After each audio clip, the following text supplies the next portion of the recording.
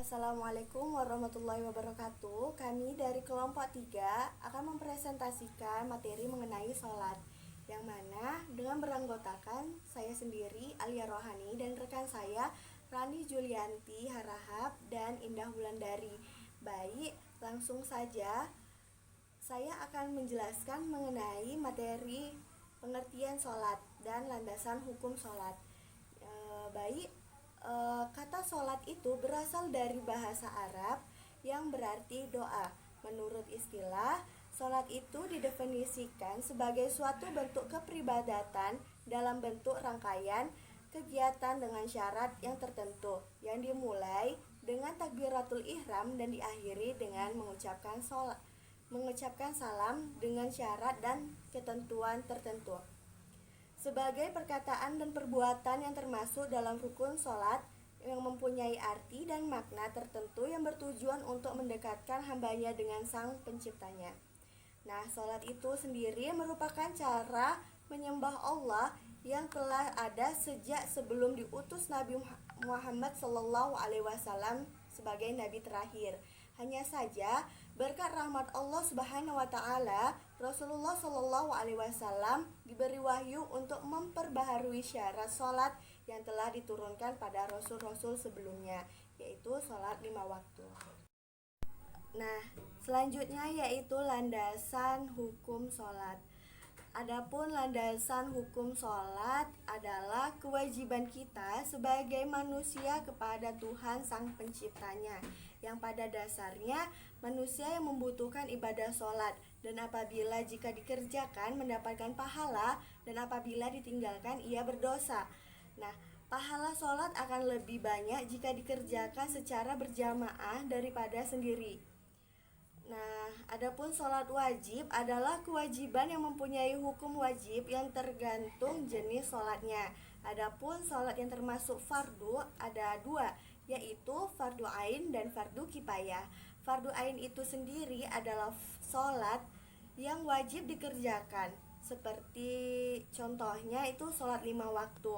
Dan adapun sholat fardu kifayah adalah sholat yang wajib dikerjakan dan tidak berkaitan dengan dirinya, seperti sholat jenazah.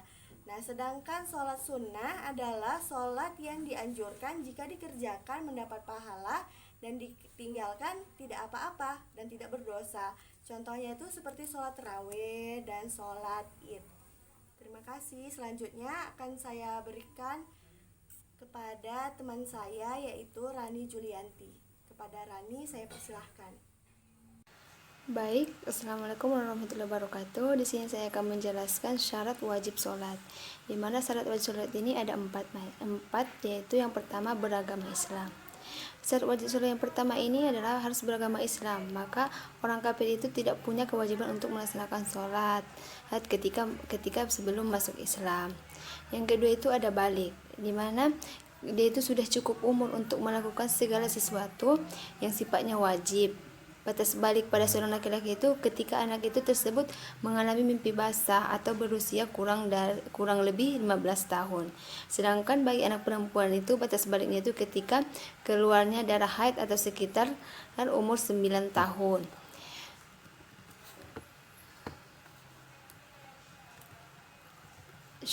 Syarat yang ketiga itu berakal sehat, yaitu tidak dalam keadaan gila atau kehilangan akal. Dan orang yang gila atau mabuk yang menyebabkan hilangnya akal itu tidak diwajibkan untuk sholat. Yang keempat itu mumayyiz, di mana mampu membedakan antara yang baik dan benar dan mana serta yang mana halal dan yang haram. Yang kedua itu syarat sah sholat. Yang pertama itu suci dari hadas dan najis. Di mana syarat yang pertama ini yaitu anggota badan harus suci dari hadas, baik itu hadas kecil maupun hadas besar.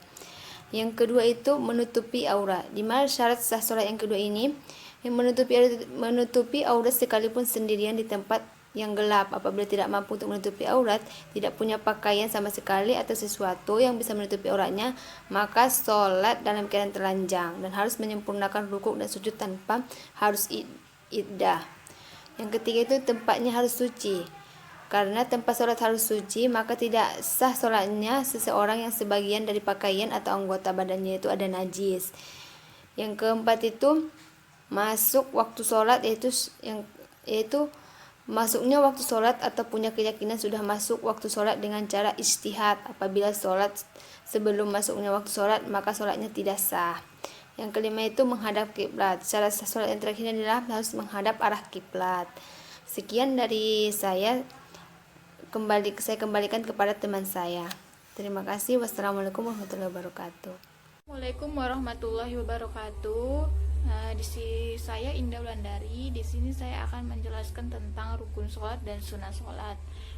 Rukun sholat ada 13. Yang pertama yaitu ada berdiri bagi yang mampu.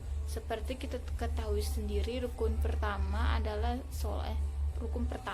sholat dengan berdiri bagi yang mampu. Islam itu memberikan keringanan untuk sholat dengan duduk atau tidur jika tidak mampu berdiri. Yang kedua itu ada niat, yaitu niatkan melakukan sholat hanya karena Allah Subhanahu wa Ta'ala. Niat juga bisa dibaca secara lisan berdasarkan niat yang ada. Dan yang ketiga itu ada takbiratul ihram. Takbiratul ihram adalah bacaan takbir Allahu Akbar saat sholat. Dan keempat itu adalah membaca surat Al-Fatihah pada setiap rakaat.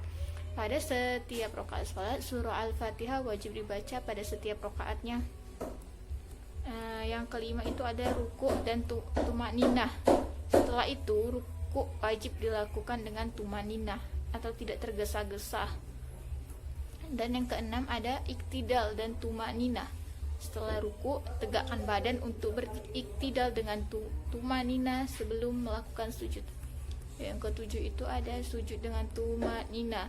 Setelah iktidal, melakukan sujud dengan tumaninah terdapat 2 kali sujud, yaitu dihubungkan dengan duduk di antara 2 sujud. Dan yang ke-8 itu ada duduk di antara 2 sujud. Pada setiap rakaat setelah sujud pertama harus melakukan duduk di antara 2 sujud sebelum sujud yang kedua. Duduk di antara 2 sujud juga dilakukan dengan tumaninah. Dan yang ke-9 ada sujud tasyahud akhir. Di rakaat terakhir sholat, setiap orang harus melakukan duduk tasyahud akhir sebelum salam. Dan yang ke-10 membaca tasyahud akhir. Saat gerakan duduk tasyahud akhir, maka wajib membaca bacaan tasyahud akhir. Dan yang ke-11 itu membaca sholat Nabi. Dan yang ke-12 itu salam. Setelah itu baca salam dengan menggerakkan kepala ke kanan dan ke kiri. Dan yang ke-9 dan ke-13 terakhir itu tertib. Tertib adalah rukun ke-13 yang terakhir. Tertib berarti melakukan sholat atau semua rukun sholat dengan beraturan. Selanjutnya ada sunnah sholat. Sunnah sholat terdapat 13 juga seperti rukun sholat tadi. Yang pertama yaitu mengangkat kedua tangan. Lalu yang kedua itu meletakkan tangan kanan di atas tangan kiri. Dan yang ketiga itu mengarahkan pandangan ke tempat sujud. Berarti kita harus fokus ke sajadah ya. Yang keempat itu membaca doa iftitah. Dan yang kelima itu membaca ta'awuz. Dan yang keenam itu membaca amin. Dan yang ketujuh membaca bacaan sesudah Al-Fatihah. Yang ke-8 itu menempelkan kening, hidung, dan beberapa anggota tubuh lainnya ketika kita sedang sujud. Dan yang ke-9 itu membaca doa-doa sholat. Dan yang ke-10 ada tasyahud awal, di mana tasyahud atau tahiyat awal dilakukan pada rakaat kedua, sementara tasyahud akhir dilakukan pada rakaat terakhir.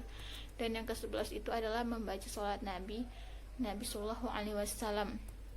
Dan yang ke-12 berdoa sesudah membaca sholat. Dan yang ke-13 itu salam kedua, di mana salam pertama di dalam sholat termasuk rukun sholat yang tidak boleh ditinggalkan. Ya, terima kasih. Sekian penjelasan dari saya. Assalamualaikum warahmatullahi wabarakatuh.